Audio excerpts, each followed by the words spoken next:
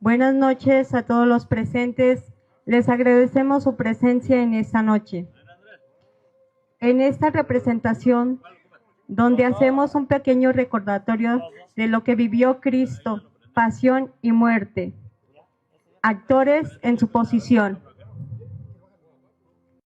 Recordemos que no son actores profesionales, disculpen los errores que se cometan durante la actuación.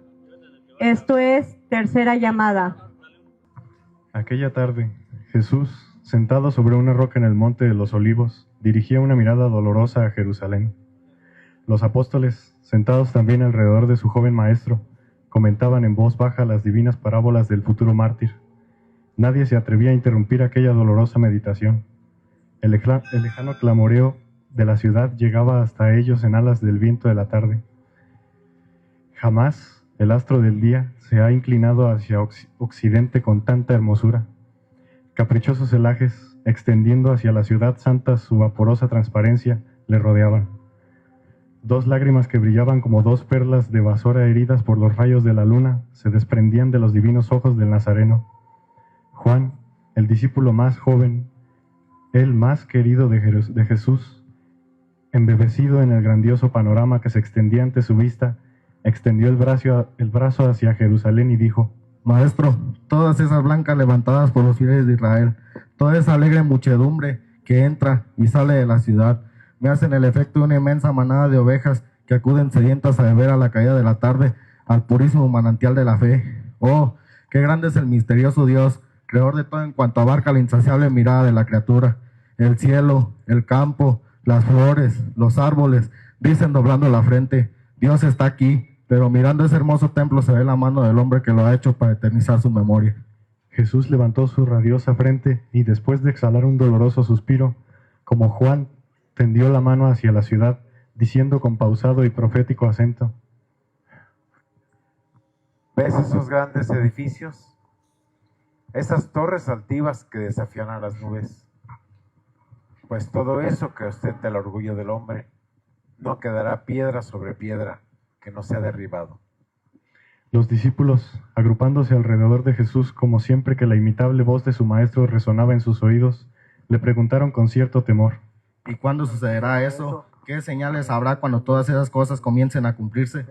Jesús, después de un momento de silencio, dijo a sus discípulos: Guardaos, que nadie os engañe, porque muchos vendrán en mi nombre diciendo: Yo soy. Porque se levantará gente contra gente y reino contra reino, y habrá terremotos por lugares y hambres. Esto será principio de dolores. Mas guardaos vosotros mismos, porque os entregarán en los concilios, y seréis azotados en las sinagogas, y compadeceréis ante gobernadores y reyes, para que deis testimonio de mi doctrina. Y en todas esas cosas conviene que sea predicado el evangelio a todas las gentes. Y cuando os llevaren para entregaros, no premeditéis lo que habéis de hablar. Decid lo que fuese dado en aquella hora, porque no sois vosotros los que habláis, sino el Espíritu Santo. Entonces, el hermano entregará al hermano a la muerte, y el padre al hijo. Y los hijos se levantarán contra los padres y los matarán. Y seréis aborrecidos de todos por mi nombre. Mas el que perseverase hasta el fin, ese será salvo. Y cuando viereis la abominación de la desolación, y los ejércitos romanos entrar en el templo para destruirlo, profanando la casa de Dios, entonces los que estén en Judea huirán a los montes. El que estuviera en el campo no vuelva atrás para tomar su vestido.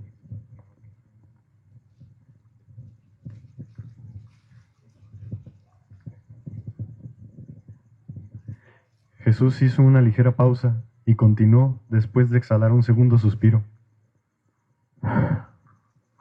Mas hay de las preñadas y de las que críen en aquellos días.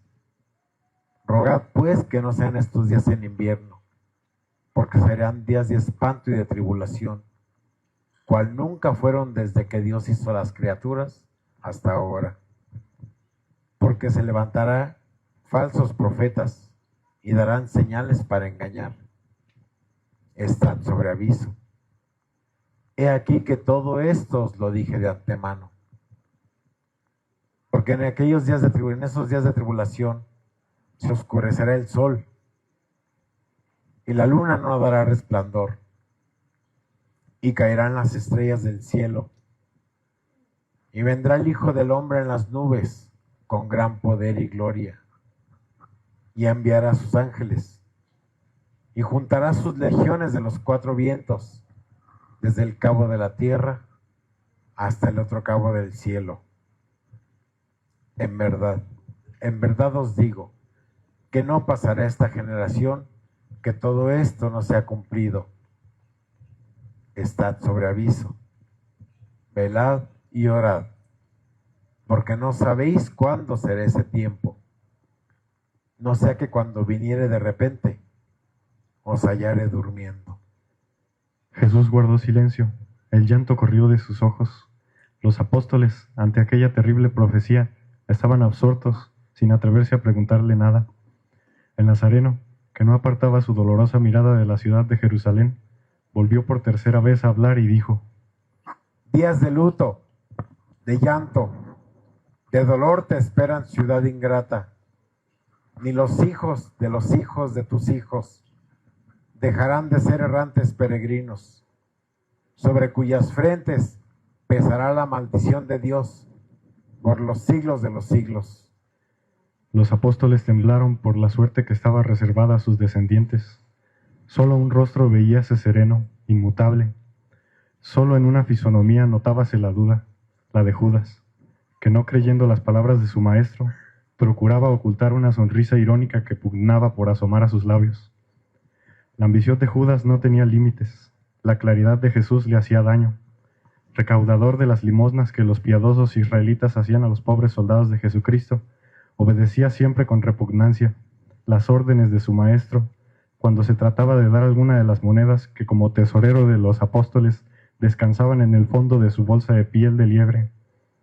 Judas conocía tan bien como Santiago los libros hebreos. Su talento era claro, su palabra fluida, colérico e irascible. Su rencoroso corazón se irritaba por la más pequeña contradicción. Recelaba de todo, y la duda, que había echado profundas raíces en su alma, le hizo incrédulo y sarcástico. Los ojos de Jesús se fijaban a veces con dolorosa expresión en la altiva fisonomía de aquel discípulo, cuyo semblante tenía una hermosura salvaje, porque Judas tenía los ojos, las cejas, la barba y el cabello negros, y lustrosos como las plumas de un cuervo. Cuando Jesús terminó de narrar la profecía que 37 años después de su muerte debía cumplirse, notó con profundo dolor que Judas dudaba de sus palabras y le dijo: Judas, amigo mío, el hombre que tiene fe puede convertir un monte en un llano. Tú no harás eso.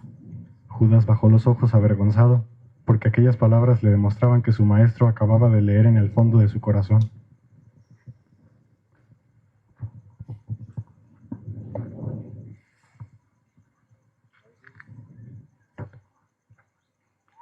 Las 8 de la noche serían. Multitud de sacerdotes, escribas y rabinos conversaban con bastante agitación en el gran Sanedrín, situado en el templo de Sión, entre el atrio de los sacerdotes y el atrio de los israelitas.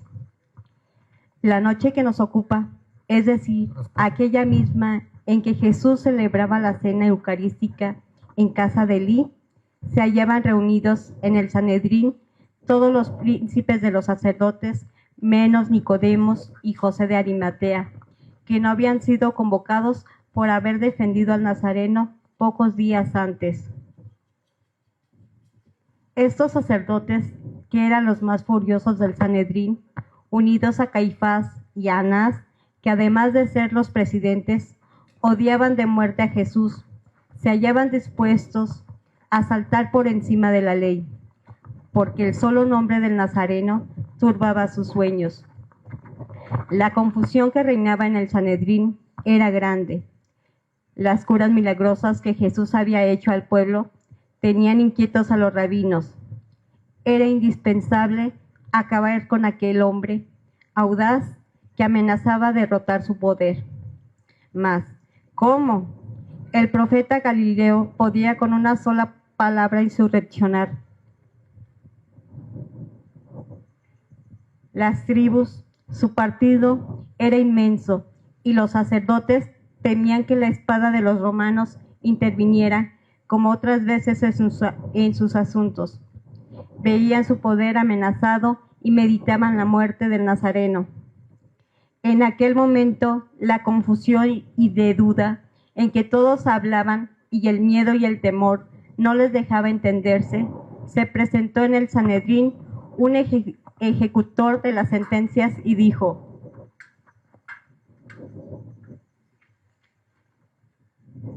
Ilustre Senado, en el atrio de las naciones espera un hombre vuestro permiso para entrar. Dice que se llama Judas y es discípulo de Jesús, el falso profeta que trastorna la paz de la ciudad santa. Los sacerdotes se miraron los unos a los otros, como preguntándose, ¿qué querría aquel hombre, discípulo de Jesús? Anás, el más resuelto de todos y el enemigo más encarnecido de Cristo, sin esperar a que sus compañeros decidieran, exclamó: Condúcese ese hombre hasta aquí. Poco después, Judas Iscariote se hallaba en el gran Sanedrín delante de los terribles y rencorosos enemigos del Maestro Divino. Todas las miradas se fijaron en el recién venido. Judas giró en torno suyo los ojos, demostrando una agitación espantosa. Diríase que aquel hombre había corrido mucho, su respiración era fatigosa, agitaba los labios como si la lengua se le pegara al paladar. Todos sus movimientos demostraban el miedo, el cansancio, el disgusto. Los sacerdotes le contemplaron unos breves instantes, ignorando si aquel hombre era un amigo o un enemigo. Por fin, Anás rompió el silencio, preguntando de este modo: Discípulo de Jesús, ¿qué te conduce al Sanedrín? Habla y deja el miedo.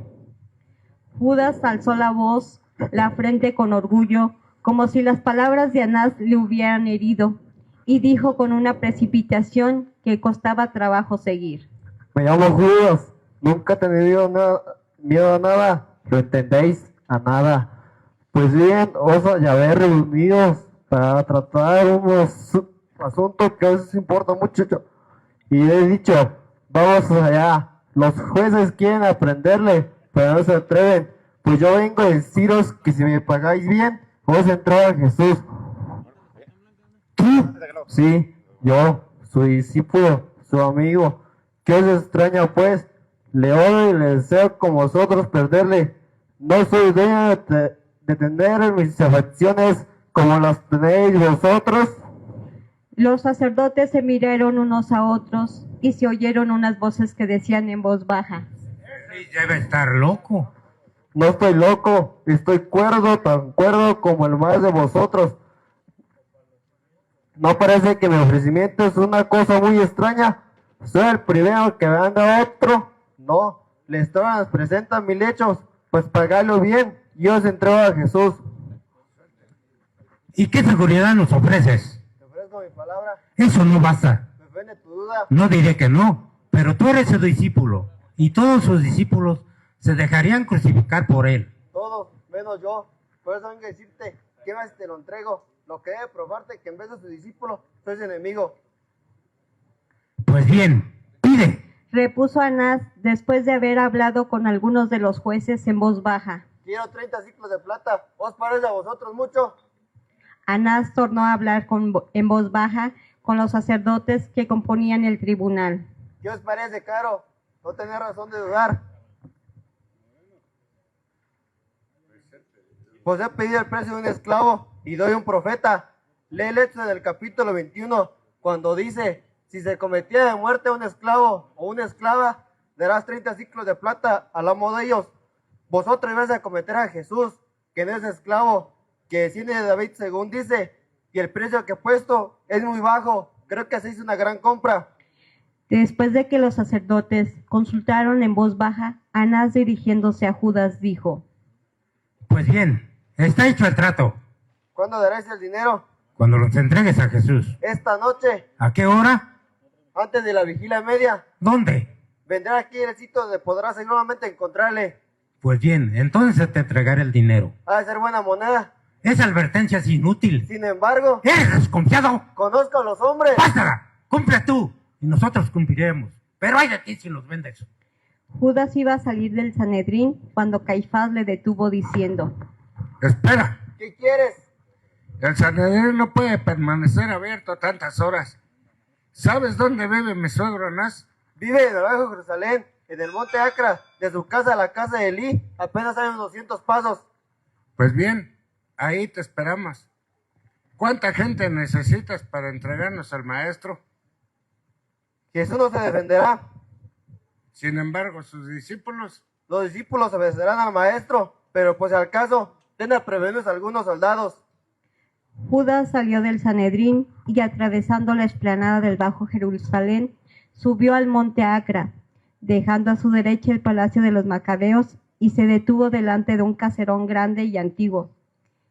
Dos hombres se paseaban delante de la puerta.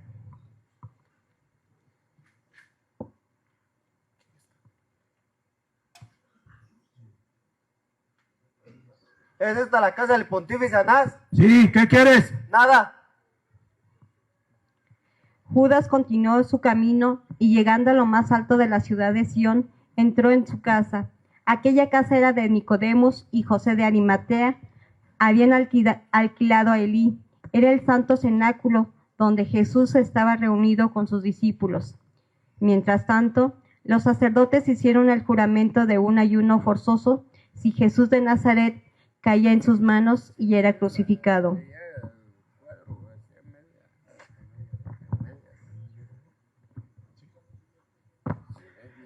Jesús y sus discípulos se hallaban reunidos en el salón que les había preparado Elí. El cordero pascual humeaba sobre la mesa. El nazareno indicó que podía comenzar el sacrificio. Los apóstoles se sentaron a la mesa por la parte exterior y por la interior servían los criados la cena. Jesús ocupó el centro. Juan, el discípulo favorito, se sentó a su derecha. Al lado de Juan se sentaron Santiago el mayor, hijo de Zebedeo y hermano de Juan, Jaime, primo de Jesús, por su parte de su madre, Bartolomé y Tomás el incrédulo, que no creyó en las llagas de Jesús hasta tocarlas. Poco después debía sentarse junto a Tomás, Judas el traidor. A la parte opuesta se sentaron junto a Jesús Pedro, Andrés, Judas Levé, después Simón, Mateo y por último Felipe. Elí había comenzado a trinchar el cordero, pues servía a la mesa en honor de sus huéspedes. Cuando Judas, azorado y como el hombre a quien persigue de cerca el remordimiento, entró en el cenáculo, Jesús dirigió una mirada llena de dulzura al discípulo que acababa de venderle, y Judas, sin atreverse a mirar al Maestro Divino, fue a sentarse a un extremo de la mesa, al lado de Tomás el incrédulo. Jesús tocó con sus labios el vino que le acababa de servir Elí, y luego rezó en voz baja la oración que les había enseñado en el monte, que comienza así. Padre nuestro, que estás en los cielos, santificado sea tu nombre. Venga a nosotros tu reino. Hágase tu voluntad, así en la tierra como en el cielo. Danos hoy el pan de cada día. Perdónanos las ofensas, como también a los que nos ofenden. No nos dejes caer en tentación y líbranos del mal.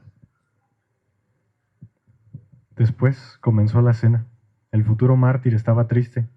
De vez en cuando su dolorosa mirada se fijaba con amorosa ternura en aquel puñado de seres que tanto debían padecer por él. Judas no apartaba su mirada de los ojos del plato, temeroso de encontrarse con la mirada de su maestro. Por fin, Jesús exhaló un doloroso suspiro y rompió el silencio diciendo: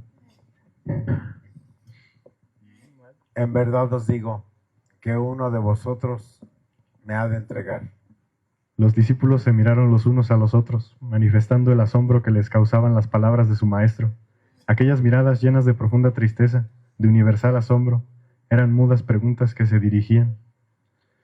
Aquellos corazones puros no podían comprender tal maldad. Vender a Cristo, vender a su Maestro, era imposible. Juan fue el primero que se levantó y dijo: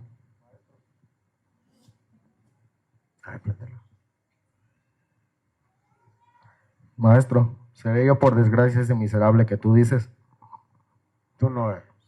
Jesús respondió sencillamente: Tú no eres. ¿Soy yo acaso? No, tal vez.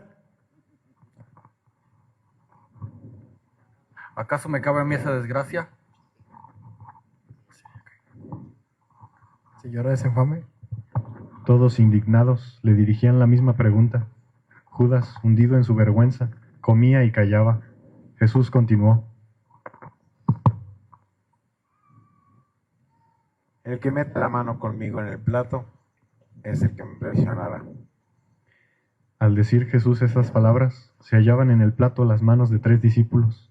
Los 3 se miraron absortos, pero solo una frente se ruborizó, la de Judas Iscariote. Cristo contempló un momento la turbación del traidor y el asombro de los leales. Dijo con bondad nunca desmentida: El Hijo del Hombre ha de entregarme como está escrito. Pero hay de aquel por quien será entregado. Más le valiera no haber nacido.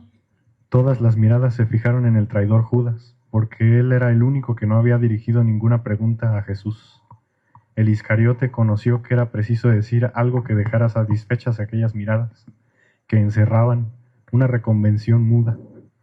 Revistiéndose de serenidad, incorporándose, preguntó con voz entera: ¿Soy yo por ventura, maestro? El nazareno detuvo un momento su dulce mirada en la ceñuda y amenazadora frente de su discípulo. En sus ojos dulces y amorosos apareció una lágrima, y con una voz que resonó hasta lo más recóndito de las almas de sus discípulos, dijo sencillamente: Tú lo has dicho, Judas. Y Jesús entregó al traidor un trozo de pan, símbolo de la reconciliación. Judas cogió maquinalmente el pan que su maestro le alargaba. Sus ojos inyectados en sangre, su boca medio abierta por la emoción, su frente poblada de arrugas, demostraba la horrible lucha que estaba sosteniendo su espíritu. Recorrió con una mirada estúpida los semblantes de sus compañeros, como para leer el efecto que su infamia había causado.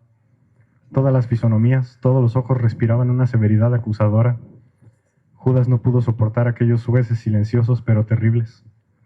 Se levantó como poseído de un vértigo, colócase en medio del cenáculo, arrojó con fuerza al suelo el pan que aún tenía en las manos y salió precipitadamente de la sala, arrancándole los cabellos y gritando: ¡Soy un miserable! ¡Soy un miserable! ¡Soy un miserable! Hubo un momento de pausa.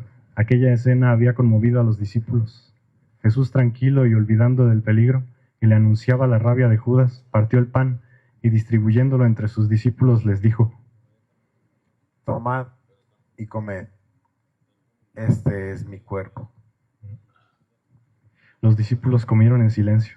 Después Jesús tomó el cáliz, aplicó a él sus labios y les entregó a los discípulos diciendo: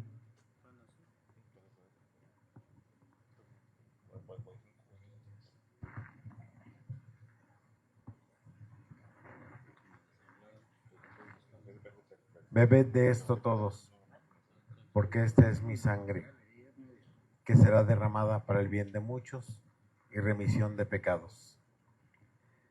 Jesús, quitándole el manto que embarazaba sus brazos, se encaminó con paso tranquilo a un extremo de la sala, en donde veíase una toalla de lienzo, 2 ánforas de cobre y un lebrillo del mismo metal. 2 criados de Elí entregaron la toalla a Jesús, que se la ciñó a la cintura, dejando un extremo colgado como un delantal. El nazareno se acercó a Pedro, seguido de los criados que conducían el barreño, y le dijo: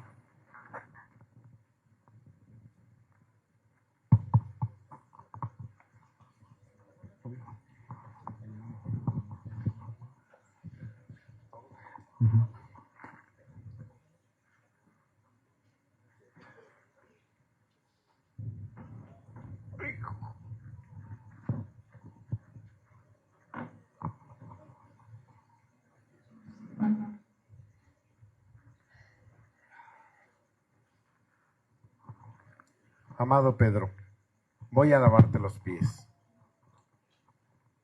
Tú me vas a mí a lavar. Tú ¿cómo a mí me vas a lavar los pies? Pedro se resistió. Aquella humildad de su maestro no estaba al alcance de su inteligencia. Jesús, con su mansedumbre nunca desmentida, le dijo estas palabras. Cuando el Espíritu Santo inunde de luz tu inteligencia, sabrás por qué hago estas cosas y otras muchas que ahora ignoras. El que no me obedezca será excluido del número de mis ovejas. Pedro, que amaba a Cristo extrañablemente, se dejó lavar los pies. Jesús lavó uno a uno los pies de sus discípulos.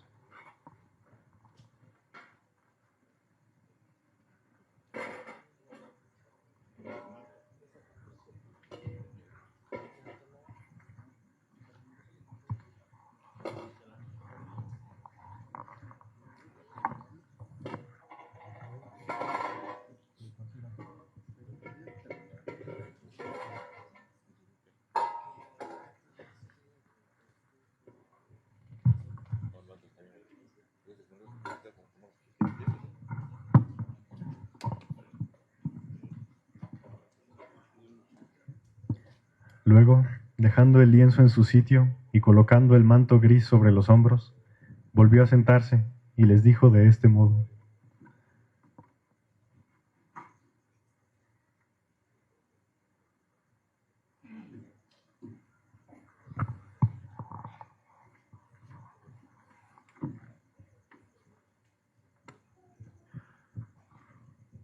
Amados míos, lo que yo he hecho con vosotros, debéis vosotros hacer con vuestros semejantes, para ganar el reino de los cielos. En verdad os digo, el siervo no es mayor que su señor, y el enviado es mayor que aquel que le envió.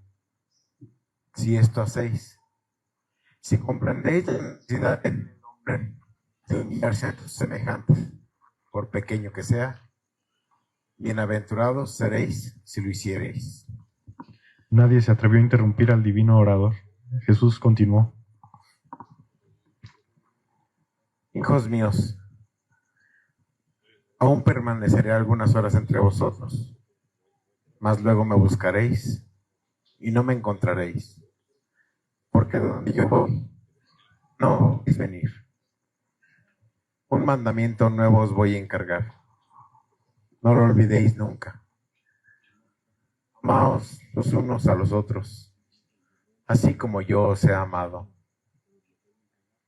No separéis de vuestros pechos la caridad, que en eso os conoceré desde arriba como mis discípulos. Jamás deis entrada en vuestros pechos a la avaricia. Tratad al hombre como hermanos que son vuestros.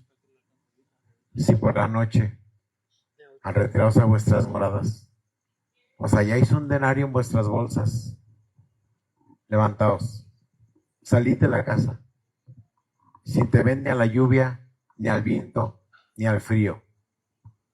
Buscad al menesteroso, dádselo, y después entregaos al sueño dulce y bienhechor del que siembra el bien sobre la tierra. Jesús se detuvo, inclinó su radiosa frente sobre el pecho, y un suspiro se escapó de sus labios. Pedro, cuyo carácter noble e impetuoso no estaba conforme con la separación que acababa de anunciarle su maestro, aprovechando aquella corta pausa, exclamó: Señor, has dicho que donde tú vas no podemos seguirte. ¿Por qué no puedo seguirte yo? Mi alma y mi vida son tuyas, dispón de ellas. No creas que me arreda el peligro. ¿Qué mayor gloria que morir por ti? Jesús contempló con amorosa mirada a Pedro y le dijo, enviándole una sonrisa llena de ternura: ¿Tu alma pondrás por mí? En verdad te digo, que no cantaré el gallo esta noche sin que me hayas negado 3 veces. Pedro oyó aquellas palabras con un asombro inmenso. ¿Cómo es posible que él negara 3 veces a Jesús, a su maestro, a su muy amado Señor? Aquella duda le atormentaba, lo que no es decible. Jesús continuó: La paz os dejo, la paz os doy. No se turbe vuestro corazón ni se acobarde. Todos vosotros, amados discípulos míos, padeceréis esta noche por mí. porque escrito está, heriré al pastor y se descargarán las ovejas del rebaño. Mi muerte está cercana, mas después que resucite, iré delante de vosotros a la Galilea, a enseñaros el camino. La tristeza de los discípulos era inmensa. Jesús, Padre amoroso, veía aproximarse el instante terrible de la separación, y las lágrimas asomaron a sus ojos. Por fin hizo un esfuerzo, y levantándose, dijo a sus discípulos con voz entera: Vamos, la hora se aproxima. Salieron del cenáculo, Jesús delante y los discípulos detrás. La noche estaba oscura. Al cruzar los dinteles de la casa de Nicodemos, el nazareno oyó un gemido angustioso, volvió la cabeza y vio a dos mujeres arrodilladas a los dos extremos de la puerta. Él se hallaba en medio. Madre Magdalena, ¿qué hacéis aquí? Queríamos verte salir, hijo amado. Jesús levantó a su madre y dióle un beso en la frente. Era el último que debía darle en la tierra de los hombres, donde iba a padecer el doloroso calvario de su muerte. Magdalena besó en silencio el extremo del manto del Maestro Divino. Jesús y María permanecieron un momento abrazados. Los dolorosos sollozos de aquella madre sin igual entristecían a los silenciosos apóstoles. Por fin, Jesús apartó de su pecho con suavidad a María y sin despegar los labios continuó su camino, seguido de sus discípulos. Poco después, Elí daba hospitalidad en su casa a aquellas dos mujeres cuya amargura era inmensa.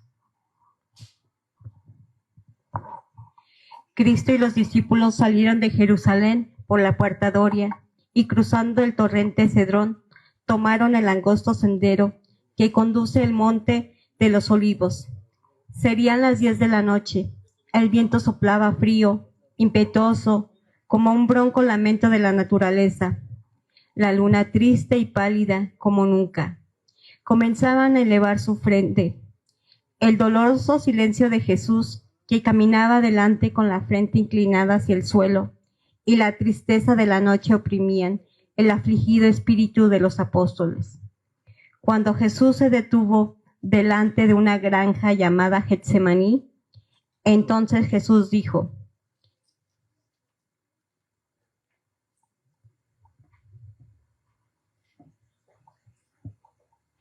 Simón, Bartolomé, Felipe, Tomás, Andrés, Tadeo y Santiago, quedaos en este cercado.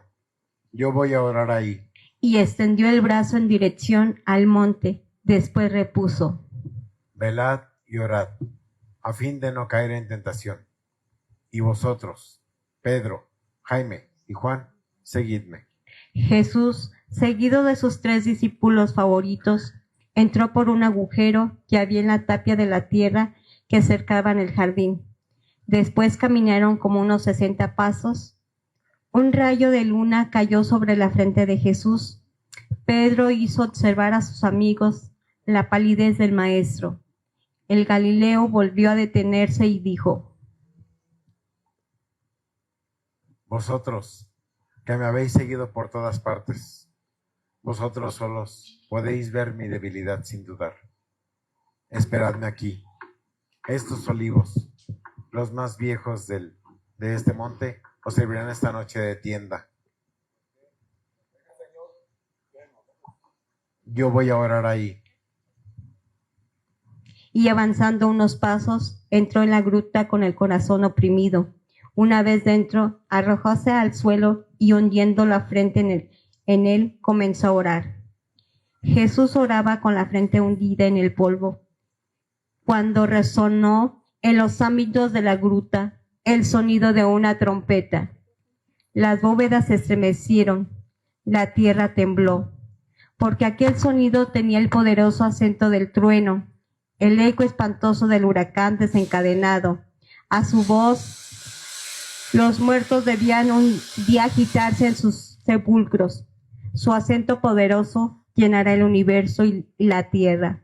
Abriendo anchos boquetes, arrojará de su seno millones de esqueletos, porque la trompeta que aterró a Jesús en la gruta era la que debe convocar a los muertos el día del juicio final.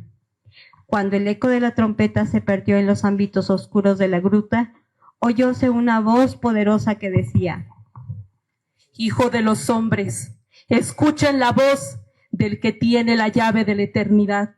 Oíd la palabra del Ser infinito, que presta llamas al infierno y poder a la muerte.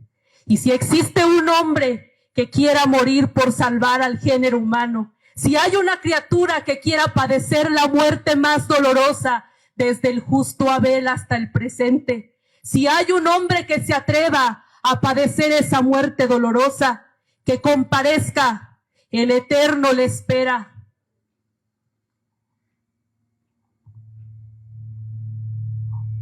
Señor, mi cuerpo se haya dispuesto al sacrificio. Perezca yo. Rasguen los hombres mi carne en pedazos, si mi dolorosa muerte ha de salvar al género humano. Entonces la bóveda de la gruta se abrió como para dar paso a las palabras del futuro mártir. Un rayo de luz esplendoroso descendió de los cielos.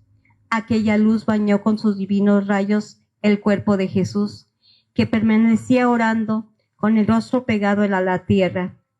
Después tornó a juntarse la bóveda y las tinieblas reinaron por segunda vez en la gruta. Aquel rayo de luz celestial llenó de valor el corazón de Jesús, se puso en pie y dijo con tranquilo acento: Y se volvió la chingada. Entonces se abrió la tierra y apareció de la gruta el arcángel tentador. Aquí estamos por segunda vez. Vengo a ofrecerte mi protección. Tu hora se aproxima. ¿Estás dispuesto a morir por salvar las iniquidades del género humano?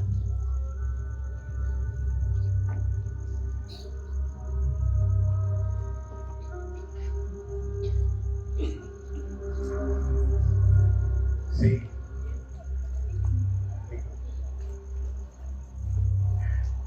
Mi sangre lavará el pecado nefasto de la humanidad. Mi cruz será la llave de la redención.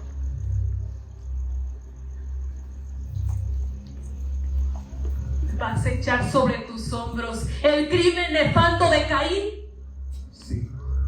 El arcángel exhaló un rugido de ira. La imposibilidad del Nazareno le gritaba: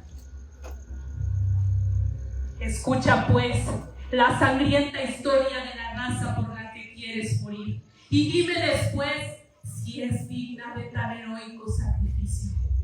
Crucemos sin detenernos por un inmenso mar de olas que cubre la sangre del diluvio universal, y toda la historia está llena de crímenes, de odios, tentaciones, de robos y designios. Toda la sangre de los hombres ha manchado los rincones de la tierra, y con la tuya en breve mancharán la cumbre del Gólgota, oh Jesús. Por esa raza de incestuosos, de fratricidas, de designios, de verdugos, ¿vas a sacrificarte? Luzbel soltó una terrible carcajada que hizo estremecer la bóveda de la gruta. En la frente de Jesús brotó una gota de sudor.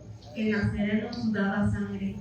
Alzó los ojos llenos de dulce resignación al cielo y, juntando las manos en ademán suplicante, murmuró esta frase: Dios mío, hágase tu voluntad. Luzbel interrumpió su carcajada y exhaló un grito de dolor. ¡Ay! ¿No desprecias a esta raza? No, moriré por ella. La mansedumbre de Cristo le despedazaba el corazón. Tomó aliento como el que se dispone a luchar un grito atronador. Brotó de la inmune boca del demonio tentador. En aquel momento una segunda gota de sangre brotó de la divina frente de Jesús.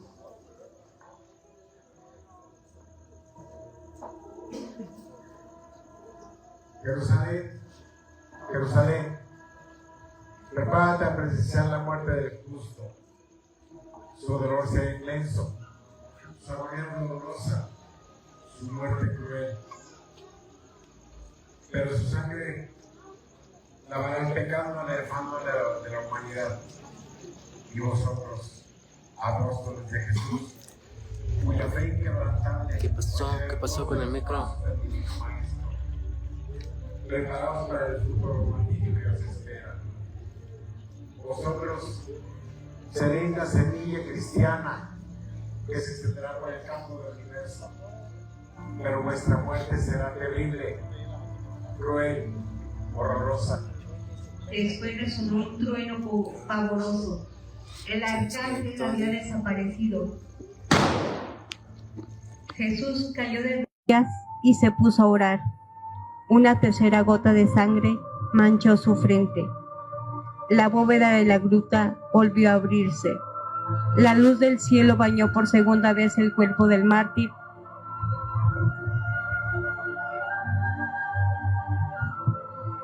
Jesús seguía orando, con la frente hundida en el suelo. Dios oía sus súplicas, todas en favor de la humanidad. Iba a salir de la gruta, pues la hora de su prisión se acercaba, y quería antes despedirse de sus 3 discípulos favoritos, cuando oyó una voz que hubiera sido imperceptible para otros oídos que los de Jesús, que decía: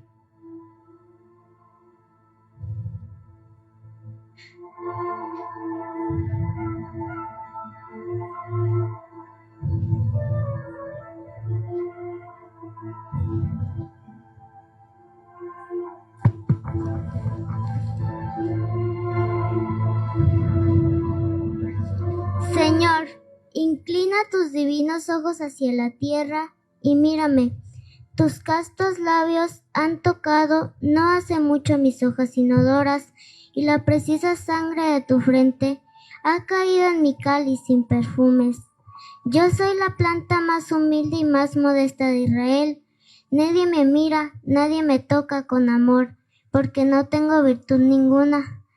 Pero tú, que me puedes hacer inmortal, concediéndole a mi familia una gota de sangre en cada una de mis pequeñas y blancas hojas, y un poco del perfume de tus divinas palabras en la semilla que me fecundiza. Señor, Señor, no te vayas sin concederme lo que te pido. Jesús inclinó los ojos hacia el suelo. Aquella voz nacía del cáliz de una flor.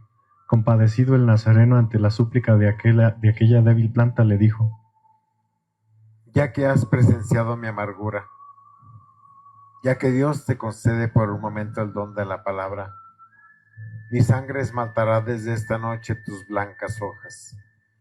Y a esas 3 manchas añadiré la corona de espinas que he de ceñirme mañana en la ciudad querida de los profetas.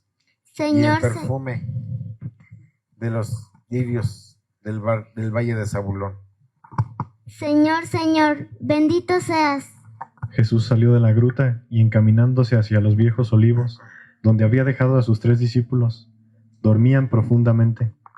Cristo les estuvo contemplando un breve rato. De pronto se estremeció. Había escuchado el ruido de armas por el camino del Cedrón, y la luz de las teas resplandecía en la oscuridad de la noche. Venían a prenderle. Su hora se aproximaba. Inclinóse hacia el suelo y, cogiendo a Juan por un brazo, le sacudió con dulzura, diciendo: Juan, Pedro, Jaime, levantaos, porque cerca están los que vienen por mí. Los apóstoles se levantaron. En aquel momento el resplandor de las antorchas bañó la modesta tapia del huerto de Getsemaní. Los apóstoles veían caminar aquellas luces, oían el ruido de las armas y las pisadas que se acercaban. Miraban a Jesús como preguntando qué era aquello. Jesús se sonrió en un modo doloroso y les dijo: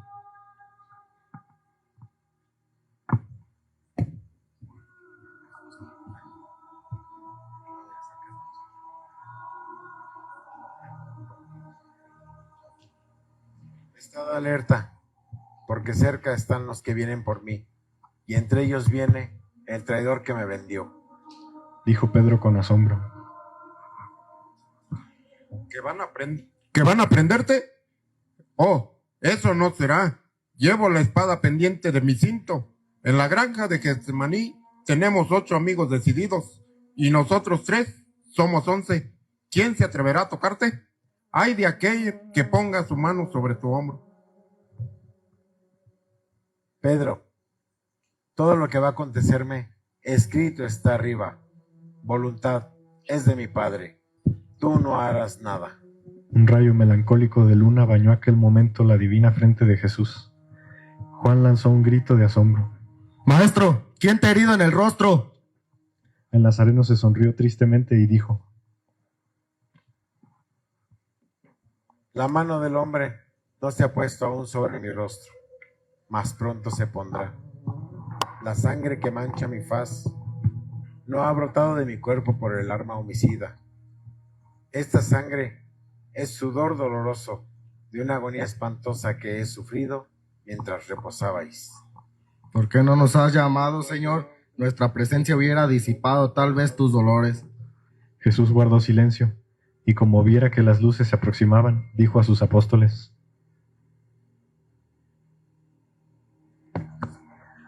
Salgamos al encuentro de los que vienen por mí. Pedro, a pesar de la prohibición que su maestro le había hecho de hacer armas contra sus enemigos, desnudó su corta espada, ocultándola entre los pliegues del manto, como el hombre que se preparaba a defenderse. Jesús caminaba delante, triste pero sereno. Salía al encuentro de sus enemigos, como para evitarles trabajo. Cuando estaba cerca de la tapia, volvió la cabeza y llamó a Juan. Este se colocó a su lado, y Jesús puso amorosamente una mano sobre el hombro de su discípulo, y le dijo: Juan, cuando me halle en poder de mis enemigos, te dirigirás a la puerta Doria. Allí está mi Santa Madre con las santas mujeres que le acompañan. Yo te he querido siempre como un hermano, mi madre como un hijo. Después de mi muerte, tómala a ella por madre, que ella te tomará por hijo. A ti te la recomiendo, porque son muchos los dolores que le quedan por sufrir. Juan, sumamente afligido, dejó caer la cabeza sobre el pecho de su maestro. Abundantes lágrimas brotaban de sus ojos, azules como el cielo, y hondos suspiros exhalaban de su pecho. Noble, generoso, después continuaron su camino. Mientras tanto, retrocedamos algunas horas. Tomemos la narración desde que Judas salió del cenáculo. Judas llegó al vestíbulo de la casa de Anás, agitado y trémulo, como el hombre que va a cometer una acción infame. El soldado que se paseaba por delante de la puerta con la lanza al brazo, al ver a aquel hombre de mala catadura y descompuesto ademán, cruzó la lanza delante de él, prohibiéndole la entrada. Espera, ¿por qué me detienes? Romano, dejarle entrar. Ese hombre es el que lo entrega. Judas arrojó una mirada de odio al soldado y otro al servidor de Anás, y pasó con ademán altanero por en medio de los soldados. Cruzó con paso inseguro pero rápido, y al llegar a la puerta del salón fue a coger la cortina para entrar, cuando un heraldo le detuvo por el brazo y le dijo: ¿Quién eres? ¿A dónde vas? Me llamo Judas, me esperan allá adentro. Aguarda un instante. Y entró en el salón, en donde los sacerdotes se hallaban reunidos en número de 40. La tardanza del discípulo traidor les tenía impaciente. Era tal el deseo de ver al Cristo en el Gólgota que cada minuto que pasaba era para ellos un tormento. Cuando entró el heraldo y dijo: Judas, espera. Oyóse una exclamación de gozo. ¡Hazle entrar! Poco después alzóse la cortina y Judas entró en el salón. Aquí me tenéis, vuestros semblantes que habéis de mí. Habéis hecho mal, porque yo cumplo lo que prometo. ¿Vienes pues a entregarlos a tu maestro? Pues claro, aquí ha de venir. ¿Y dónde está? Muy cerca de esta casa, apenas se pagan 200 pasos de vosotros. Los sacerdotes se levantaron como si todos hubieran estado sujetos a un resorte. El solo nombre de Jesús les estremeció. No os sobresaltéis. Jesús está muy tranquilo en casa de Elí, celebrando la Pascua. Y toleramos sabios sacerdotes. ¿Qué ese Galileo celebre la Pascua en jueves? ¿No es tolerado que cure a los enfermos en sábado? ¿Qué os extraña pues? Jesús es innovador. Vuestras leyes, vuestras costumbres, las mira con desprecio. Él sigue un camino nuevo que a vosotros no nos conviene, y tratáis de haceros de él. Lo creo justo, y por eso vengo a reunirme con vosotros. Explica pues tu plan. Los soldados que has pedido te esperan. No hay prisa. Este asunto llevarse con reserva. pues de lo contrario podría seros fatal. ¿Crees tú que sus discípulos se defenderán? Jesús no es hombre de guerra, es hombre de paz. Él mismo presentará las manos para que la atéis. En cuanto a sus discípulos, si se sentó a Pedro, los demás harto harán con llevar la suerte de su maestro. Entonces, ¿qué esperamos? Que Jesús salga de Jerusalén. La ciudad está llena de forasteros, y muchos de ellos, y en particular, la tribu de Zabulón, los moradores de la ribera de Galilea, le conocen y le quieren como un profeta. Un grito de Jesús armaría mi brazo para defenderle. Créanme, este asunto no conviene precipitarse. Pero si sale de Jerusalén, escapa de nuestras manos. Yo sé dónde duerme esta noche, y ahí lo cogeremos desprevenido. Los soldados no le conocen. ¿Qué importa? Le conozco yo, y para que no quepa duda, iré delante de ellos. Y aquel que dio un beso, aquel es Jesús. Los sacerdotes se miraron con asombro. El cinismo de Judas, a pesar del odio profundo que le inspiraba a Jesús, le repugnó de un modo visible. Hubo un momento de pausa.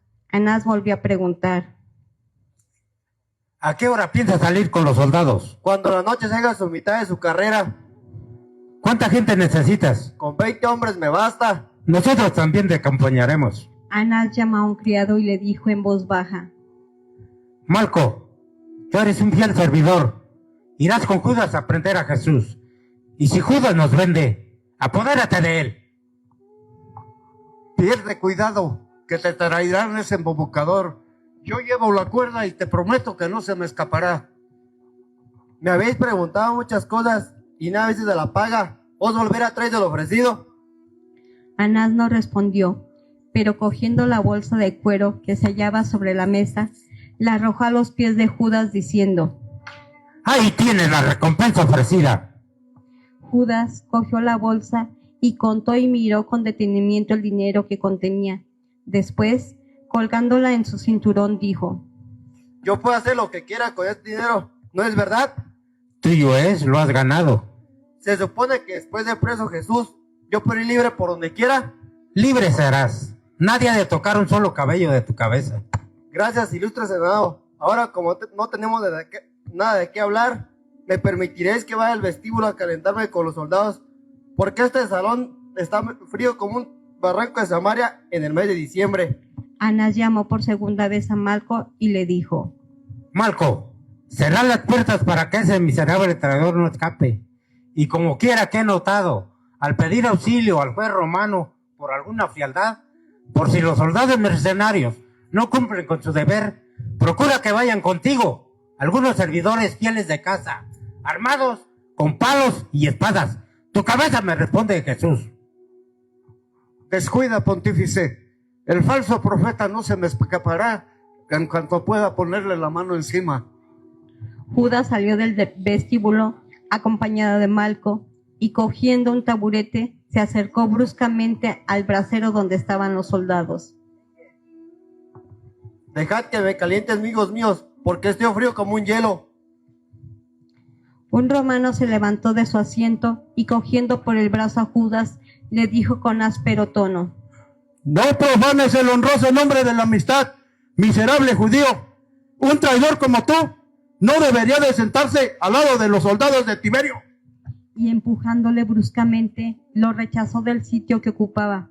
Judas cayó medio descompuesto junto a un banco que había en un rincón, y sin despegar los labios se echó sobre aquel banco, devorando en silencio la rabia que sentía en el pecho. El decurión romano, Mario Cucio, pues este era el que tan bruscamente había rechazado al mal apóstol, tornó a sentarse en su taburete. Has hecho bien, Mario, has hecho bien. Y sí, yo, Longinos, soldado del Tíber, tuviera la potestad de mi señor Tiberio, pondría la corona cívica en tu cabeza. Los traidores para mí huelen a carne podrida, los odio y los desprecio. A mí me hacen el efecto de los leprosos y los rechazo. Los soldados de Pilatos continuaron su conversación en voz baja. Judas, echando sobre el banco, se mordía los labios de rabia hasta hacerse sangrar. Transcurrieron 2 horas. Durante este tiempo Judas nada dijo, y sin embargo los soldados romanos no cesaron de hablar contra el miserable traidor que vendía a su maestro. El mal apóstol se levantó por fin del banco y dirigiéndose a Malco le dijo: Ya es hora, vamos. Malco entró en el salón y refirió a Anás lo que Judas le había dicho.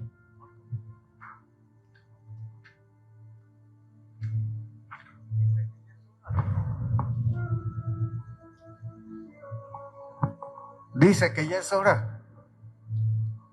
Átale y partir. Nosotros les acompañaremos. Repusieron algunos ancianos que tal vez ignoraban que iban a deshonrar sus canas aquella noche.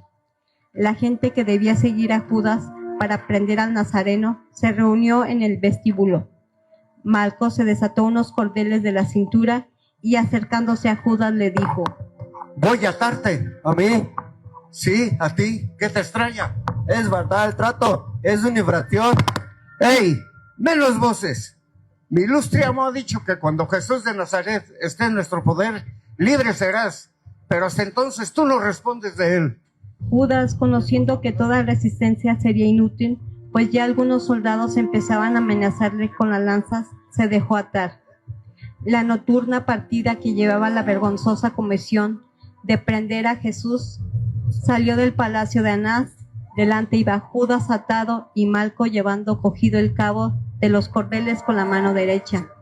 Al cruzar el cedrón, uno de los soldados tropezó con una piedra y cayó al suelo. Una carcajada resonó en las filas de los romanos.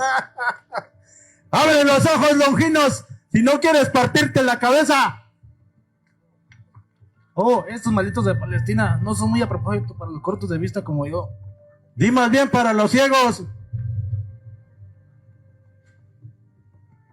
Si ese profeta que vamos a buscar hiciera un milagro, entonces pídeselo. Me falta la fe. Y dicen que sin poca fe no tienen resultados los prodigios del Galileo. Haz un esfuerzo y procura adquirir la fe que te falta. Para pedir un milagro, pediría a Júpiter Dante y a Esculapio y a 2 antes que a Jesús. En aquel momento Judas se detuvo. ¿Qué veo allí, loco, hombre, que buscamos? Desatadme para que pueda acercarme a él. Aquel a que yo doy un beso, aquel es Jesús. Jesús caminaba adelante, los 3 discípulos mudos, silenciosos, conmovidos detrás. Cuando llegaron a unos 20 pasos de Getsemaní, Jesús vio a Judas que caminaba delante de la multitud. Se detuvo y exhaló un suspiro diciendo después: Ved ahí al que me vendió. Inclinó la frente al suelo y esperó a Jaime. Aprovechando aquel momento, corrió a despertar a sus compañeros. Pedro, con la espada oculta bajo el manto, la mirada amenazadora y la frente alta, colocándose al lado del maestro, dispuesto a todo. Juan lloraba en silencio, recordando las últimas palabras de Jesús. Malco desató a Judas, reinó un silencio profundo. Parecía como si un presentimiento terrible oprimiera todos los corazones. Jesús se acercaba hacia los soldados con paso majestuoso y ademán severo. El resplandor de las teas alumbraba los semblantes de los infames esbirros de Anás. Aquellos rostros tenían algo de infernal. Jesús se detuvo como para esperarle. El apóstol traidor llegó hasta donde estaba su maestro y le dijo con acento cariñoso: Dios te guarde, maestro. Amigo mío, ¿a qué has venido? Judas rodeó sus brazos alrededor del cuello de Jesús y estampó un beso cariñoso en la mejilla de aquel a quien acababa de vender tan miserablemente. Jesús, viendo el tropel que se acercaba, preguntó con cariñoso acento: ¿A quién buscáis? ¡A Jesús de Nazareno! Yo soy, dijo con majestad Cristo, avanzando un paso. Los soldados retrocedieron como si aquella voz les hubiera herido mortalmente en el pecho, y algunos de ellos, tal fue su aturdimiento, cayeron al suelo. Jesús extendió el brazo en dirección a los soldados e inmediatamente todos se pusieron de pie. El nazareno preguntó por segunda vez: ¿A quién buscáis? A Jesús de Nazareno. Jesús avanzó otro paso y dijo: Os he dicho que yo soy. Si me buscáis a mí, dejad ir a estos. Y señaló con un ademán a los apóstoles que contemplaban con temor aquella escena. En aquel momento, Marco, con los cordeles en la mano izquierda, se acercó a Jesús y le puso la mano derecha sobre el hombro. Pedro no pudo soportar el atrevimiento de aquel miserable que se atrevía a poner la mano sobre su maestro, y sacando la espada de debajo del manto, asestó una terrible cuchillada a Malco, que le hizo caer de espaldas al suelo, lanzando un grito doloroso. El arrojo de Pedro produjo un momento de pánico entre los perseguidores de Jesús. Algunos soldados apelaron a la fuga, temiendo sin duda que los demás discípulos tomaran parte en la refriega. El decurión romano desnudó la espada y dijo con las fuerzas de sus pulmones: Sois soldados de Tiberio, soldados de Roma, y huís delante de un hombre, cobardes. ¡Ay de aquel que no cumpla con su deber! La pena de las baquetas caerá sobre sus espaldas. Esta amenaza detuvo a los fugitivos que se agruparon alrededor de su decurión. Mientras tanto, Jesús había dicho a Pedro: Pedro, mete tu espada en la vaina. El cáliz que me ha dado mi padre, ¿no le tengo que beber? Después se inclinó al suelo, puso la mano sobre la herida de Malco y le dijo: Levantaos. Malco obedeció, estaba completamente sano. Él había visto correr su sangre y la oreja casi arrancada de su sitio, y se hallaba bueno, sano y limpio, como si nada le hubiera sucedido. El miserable, en vez de agradecer el milagro que con él acababan de obrar, Jesús se arrojó como una hiena sobre él y comenzó a atarle de un modo bárbaro. Mientras le ataban, Jesús les dijo con dulzura: Como a un ladrón habéis salido a prenderme con espadas y palos, y cuando estaba con vosotros en el templo enseñando, no me prendíais, mas es preciso que se cumpla la escritura. Los discípulos habían desaparecido, excepto Pedro y Juan, que ocultos tras un árbol observaban, traspasados de dolor, los insultos que le prodigiaban a su maestro sus feroces verdugos. La comitiva salió de Getsemaní. Al cruzar el torrente Cedrón, Malco empujó brutalmente a Jesús para que saltara el arroyo. El nazareno cayó de rodillas, pero sobre una durísima piedra. Un doloroso gemido se escapó de su pecho y un trueno poderoso prolongado resonó en el espacio. Los verdugos se agruparon con temor.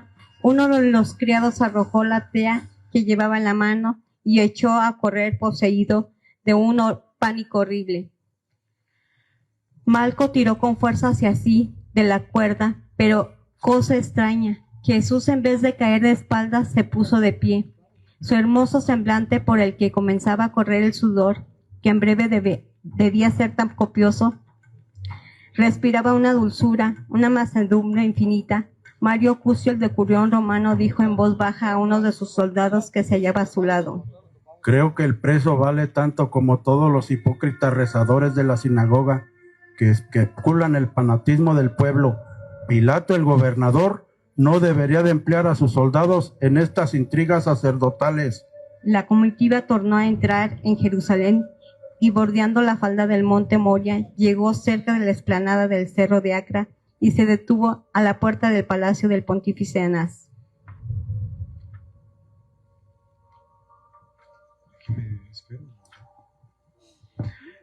Caifás desempeñaba el año de la muerte de Jesús las funciones del sumo sacerdote de Jerusalén, pero por diferencia a su suegro Anás, cuya edad era muy avanzada, se convino que tan pronto como Jesús cayera en manos de sus perseguidores, fuera conducido a casa de este último. Anás, pues, estaba esperando al Galileo, y la dignidad del sumo pontífice del que se hallaba revestido aquella noche le daba derecho a preguntar todo cuanto creyere conveniente en el asunto del falso profeta. La comitiva que condujo al nazareno desde la granja de Getsemaní, tan pronto como llegó delante de los atrios de la casa de Anás, comenzó a lanzar gritos de entusiasmo y alaridos de gozo, Aquellas voces alarmaron por un momento a los sacerdotes y fariseos que se hallaban reunidos en el salón de Anás. Un sacrificador del templo que había ido en la comitiva, llamado Escú, entró en el salón gritando: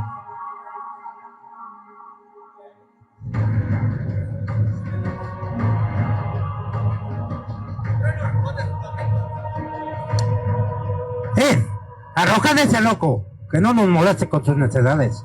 Y si está vendido al Galileo, que le azoten pasadas las fiestas de los ácimos. Esaú fue sacado de mala manera del salón por los criados del pontífice. Restablecido un poco el orden, Anás mandó que condujeran a Jesús a su presencia. Anás era un viejo de 70 años, extremadamente flaco y pálido como un cadáver. Su frente, deprimida, su cara, larga. Sus ojos eran pequeños y de azul claro y feo. Era, en una palabra, el verdadero tipo del judío miserable.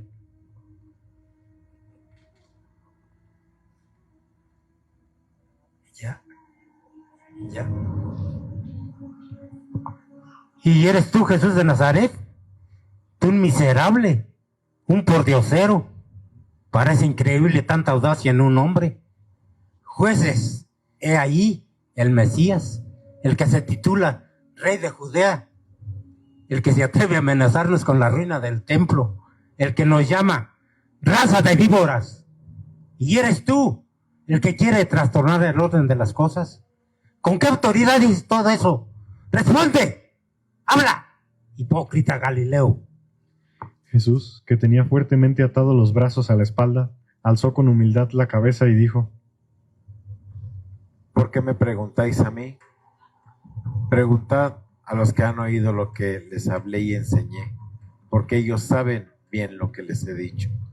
Apenas la dulce voz de Jesús acabó de pronunciar las anteriores palabras, el miserable Malco, que se hallaba a su lado, levantó la mano y le dio una terrible bofetada. Jesús cayó al suelo, sin pronunciar ninguna queja. Tan brutal había sido el golpe, aquel rasgo de barbarie, ejecutado por el servilismo de Malco, hacia su señor, Anás. No fue prevenido por nadie. Únicamente las bóvedas del salón se estremecieron ante un insulto tan incalificable. Jesús se levantó. Su virginal carrillo tenía impreso el guante del cobarde verdugo. 2 lágrimas se desprendieron de sus ojos, y mirando a su abofeteador con una bondad y compasión tal, dijo estas palabras: Malco, si hablé mal, muéstrame en qué. Y si hablé bien, dime, ¿por qué me hieres?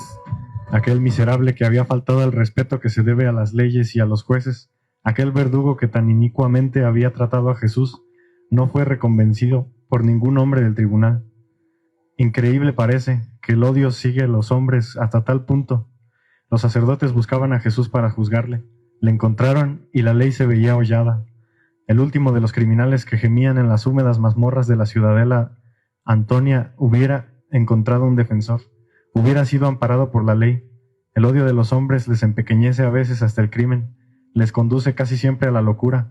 La humildad de Jesús irritó de tal modo a Anás, que levantándose de su sitial y olvidando la compostura que le imponía el cargo que desempeñaba, comenzó a gritar: ¡Llevadle a casa de Caifás! Ahí está reunido el tribunal. Allí le esperan los testigos que le acusan. Yo no quiero ver ante mi presencia a este miserable.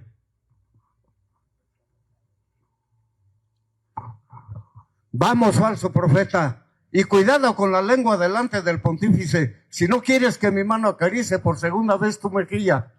Entonces un soldado colocó una caña en las manos de Jesús, pasándola bárbaramente por los cordeles que le sujetaban las muñecas. Ya tienes el cetro. Vamos a que el pontífice te ponga la corona. Y diciendo esto, sacó a Jesús del salón casi arrastrando. Ferocidad increíble. Jesús, el manso cordero, cayó sobre las duras baldosas y al levantarse se hallaba cubierto de sangre. Aquella sangre y aquella caña irrisoria que promovió la hilaridad de los verdugos debían ser más tarde en casa de Caifás poseídos de una mezquina pasión de venganza. Se hallaban reunidos multitud de ancianos, escribas, sacerdotes y fariseos. Nicodemos estaba también en aquella asamblea, mudo, silencioso, en un extremo de la sala. Esperaba al Nazareno del que se había en secreto constituido en defensor. De vez en cuando, los ojos de Caifás se encontraban con la impasible figura de Nicodemos. La presencia del amigo de Jesús en el salón desconcertaba al pontífice, que se había valido de subterfugios indignos de su alta dignidad. Para perderle, Ahí estaban también los falsos testigos. El nazareno era esperado con impaciencia.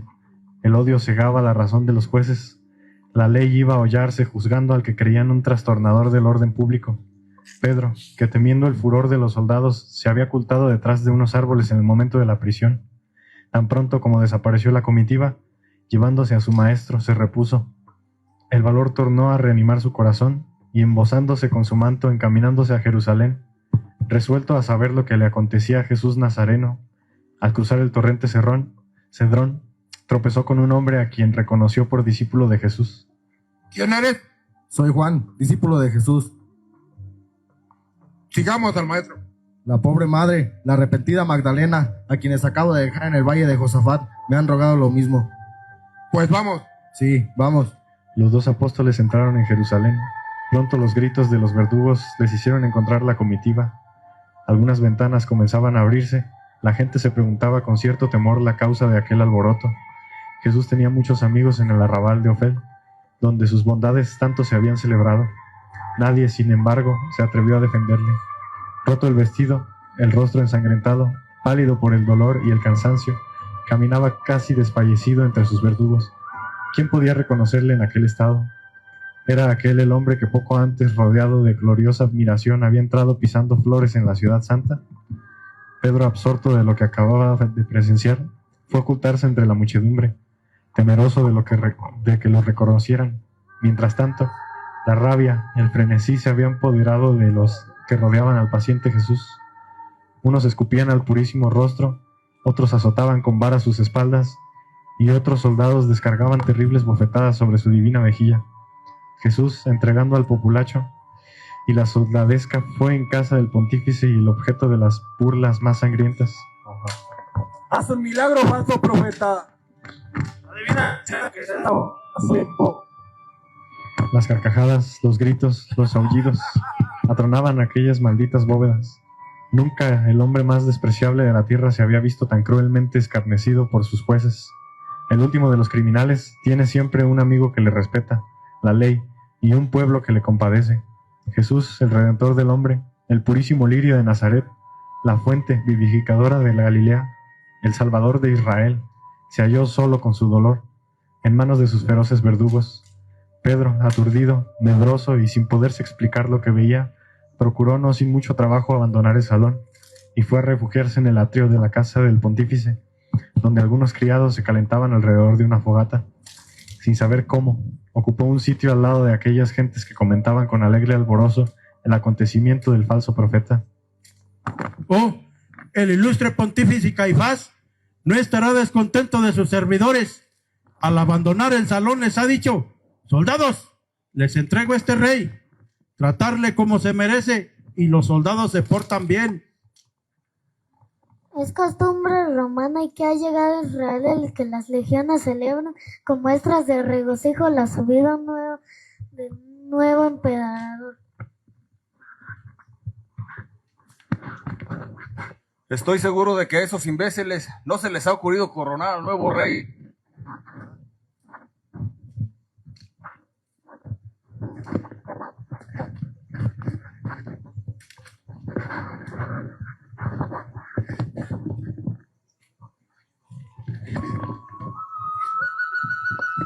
Señor Marco ha tenido esa gran idea, es hombre de ingenio. ¿Le han coronado? Sí. Sí, y de espinas. Y la sangre que corre por su frente corre como las perlas, brilla como las perlas de la reina Sara, que según dicen eran unas perlas muy hermosas. Esta frase terminó con una carcajada. Entonces se acercó a la fogata una mujer que ejercía las veces de portera. Tendría unos 30 años, era alta, morena y de ademanes desenvueltos. Llevaba una rueca en la mano izquierda y un buzo en la derecha. Mucho madrugas hoy, Rebeca. Va, ¿se ha acostado alguien en esta casa esta noche? Y fijando sus penetrantes ojos en la inmóvil y atemorizada figura de Pedro, continuó, colocando su manto sobre el hombro del apóstol y apartando un poco el manto para verle mejor la cara. ¿Que tú no estabas con Jesús de Nazaret? Todas las miradas se fijaron. Mujer, ni le conozco ni sé lo que dices. Pedro, no creyéndose seguro en aquel sitio, se levantó y salió del atrio. Al cruzar los umbrales se detuvo. Entonces oyó el penetrante canto del gallo. La mujer siguió a Pedro y volvió a decir a los que había en la puerta: Ese hombre es de los de Jesús. ¿Por qué me persigues? ¿No te he dicho ya que no le conozco? Algunos hombres le rodearon, pero en medio de los insultos que comenzaban a levantarse, Pedro oyó por segunda vez el profético canto del gallo. No le conozco. El Dios de nuestros mayores no de oídas a mis súplicas, si he tenido trato con ese Galileo que decís. Este juramento pareció tranquilizar a los que le rodeaban. Pedro abandonó aquel sitio, pero apenas se habría encaminado 12 pasos, cuando el gallo cantó por tercera vez. Entonces recordó las proféticas palabras de su maestro, y amargo llanto corrió de sus ojos. Comenzaba a amanecer, cuando se ocultó en el quicio de una puerta. Cansados de ejecutar las sangrientas burlas, se disponían a arrastrar al preso a casa de Pilatos.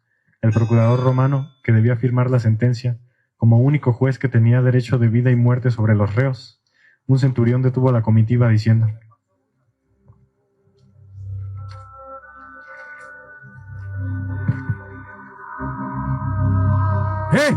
Aún es muy temprano para molestar a Pilato. Esperar a que el sol pueda alumbrar bien la cara del reo y del juez. Los fariseos tienen miedo de sentenciarle de noche. Entonces Jesús fue encerrado en un cuarto que recibía luz por una reja. Una tea de abeto alumbraba aquella habitación. A su rojo y oscilante resplandor podía verse Jesús y a los soldados que le custodiaban. Algunos curiosos iban a contemplarle a través de los hierros de la reja, desde donde prodigiaban toda clase de insultos.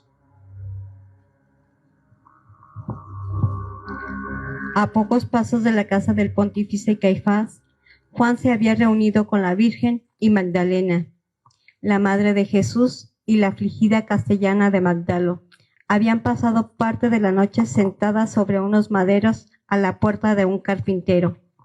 Allí esperaban, con el corazón traspasado de dolor y los ojos llenos de lágrimas, que Juan les participara el resultado de la sentencia.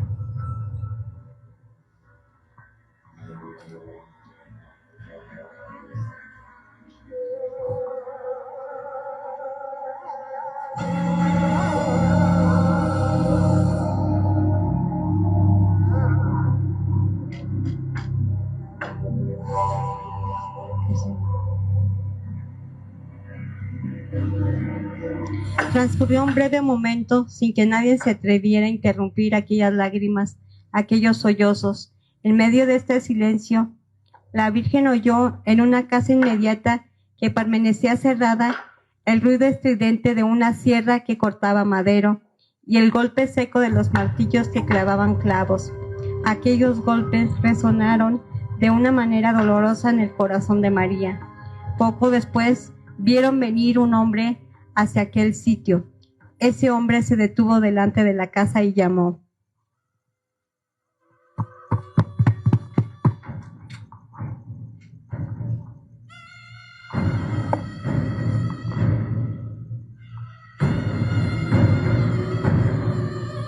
¿Quién va? Dijo una voz varonil desde adentro. Abre, Jacob. Soy yo, Malco, un servidor del sumo pontífice. El ruido cesó y un hombre con un farol en la mano abrió la puerta. La paz sea contigo, honrado carpintero. Mi amo me envía a preguntarte cómo van tus trabajos. Las 2 cruces de Dimas y Gestas se están acabando. Ahí las tenéis. Solo falta ponerle el apoyo para los pies. Es que vengo a encargarte tu trabajo. Tú dirás. Que necesitamos otra cruz. ¿Hay otro reo? Sí, un falso profeta. Ah, pues entonces será preciso que nos esmeremos. ¿Te ha dicho de qué madera la quiere el tribunal? De la más pesada y de la más vil que se conozca en Judea. Entonces la haremos de carrasca o de encina. Ese es el árbol que más abunda en Israel. Ahora solo falta el tamaño. Para que el pueblo vea mejor al reo, la haréis 2 pies más alta que esa que habéis hecho para los bandidos Dimas y Gestas. Entonces tendrá 15 pies de largo y el crucero de 8, ¿no te parece? Sí, pero que sea gruesa, que pese. Haciéndola de medio pie de grueso y la madera indicada, fuerzas ha de tener el reo para llegar a la cumbre del monte Calvario sin caer. Pues manos a la obra. 3 horas me bastan para terminarla. Pero dime, Malco, ¿No podrás saber el nombre del reo? ¿Por qué no? Se llama Jesús Nazareno, falso profeta. Al carpintero se le cayó el farol de las manos, porque Jesús había curado milagrosamente a un hijo suyo.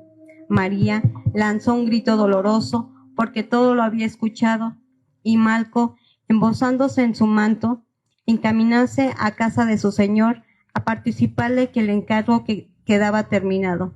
María, próxima a desmayarse en brazos de Magdalena, suplicó a Juan que la condujera a donde estaba su hijo. Oh madre llena de amargura, ¿para qué aumentar más tu dolor con la presencia de su cruel martirio? Condúceme a donde se hallen.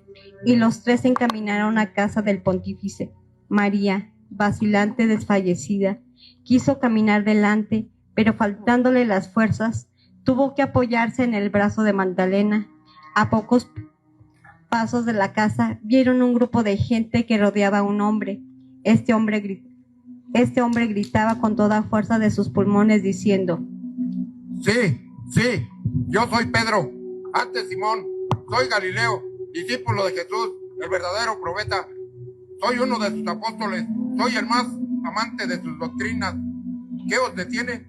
Si hace poco, por un escrúpulo cobarde, he podido negar a mi maestro, ahora me arrepiento. Le reconozco, le admiro y le adoro. Ese infeliz está loco. Y la gente fue dejando solo a Pedro, en cuyos ojos aún no se habían secado las lágrimas.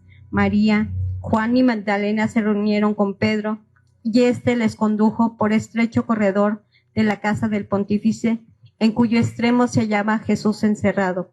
La madre dolorosa vio a su hijo a través de los barrotes de la ventana. Apenas le reconoció. Tal le habían puesto los bárbaros verdugos. Caifás había mandado que se dejara entrada libre para que el populacho pudiera ver e insultar a su antojo al Nazareno. La presencia de la madre afligida en aquel sitio hizo enmudecer a los curiosos. La Virgen cayó de rodillas junto a la reja, exclamando: Hijo de mi alma. A 2 pasos de distancia véase a un grupo interesante, cuya aflicción era inmensa. Magdalena, Juan y Pedro lloraban, dirigiendo miradas dolorosas a Jesús.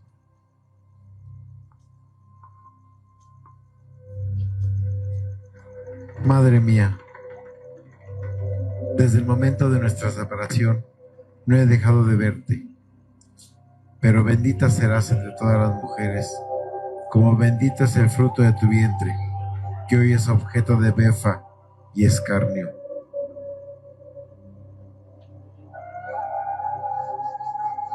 Hijo de mi alma, exclamó María, apoyándose desfallecida en los fríos hierros de la reja.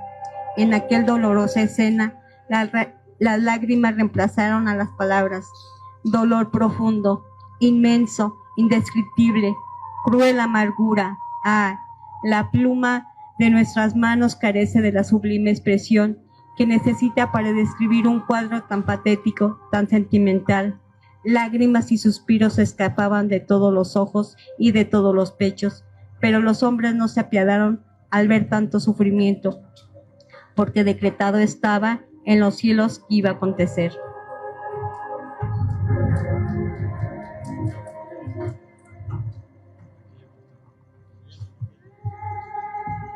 A corta distancia de la puerta de los juicios, en la calle que más tarde debía denominar el mundo cristiano, camino de la amargura, veíase una casa de modesta apariencia. Entremos en esta casa a la misma hora que Jesús se hallaba en presencia de sus terribles jueces. Serían aproximadamente las 3 de la mañana. En la reducida habitación se hallaba una mujer sentada a la cabecera de una cama en donde yacía una mujer enferma. Junto a la cama veíase una cuna donde dormía un niño que apenas tendría 12 meses de edad. A juzgar por el escudo, la coraza, el casco y la lanza que colgaban de unos clavos de la pared, aquella habitación debía ser la de un soldado. Y en efecto, Samuel Belivet era su dueño. La anciana enferma, su madre, el niño que dormía en la cuna, su hijo. En cuanto a la mujer que se hallaba junto a la cama de la enferma, era una pobre vecina cuyo corazón caritativo encontraba siempre dispuesto a hacer el bien a sus semejantes. Llamábase Serafía,